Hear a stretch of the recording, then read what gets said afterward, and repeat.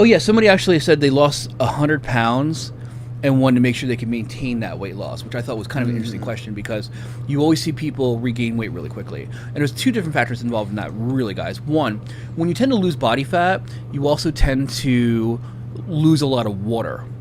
And a lot of times when you get down to a goal weight, let's say you get down to 180 pounds, you're not really 180 pounds, you're dieted down 180 pounds, which means as soon as you start eating normal food again, you're going to swing back up like 15 pounds. So if you get down to 180 and you like it, you really have to get down to like 170 to hold it. Otherwise, you're just going to swing back to that weight. But the second thing is usually you build a lifestyle that lets you gain weight. And for some reason, when you gain weight at one time or another, it's much easier to gain it back again.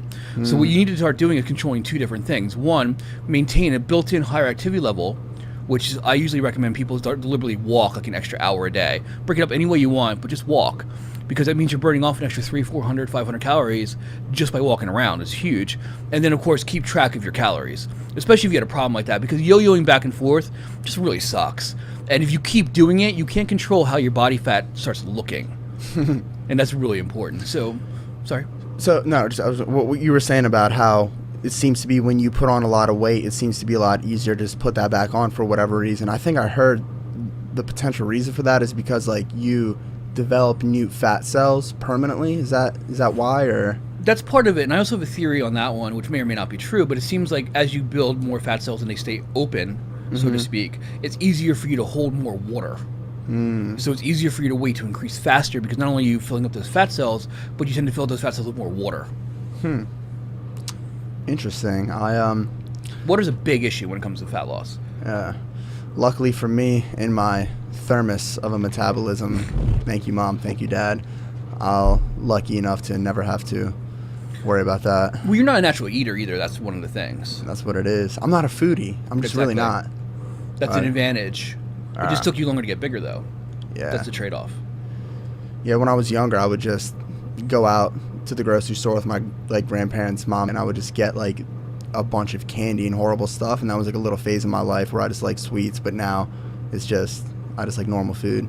It's weird. Do you see like that's a genetic thing? Because I remember hearing on you all right, James? Got some allergies there? But I think I heard on Joe.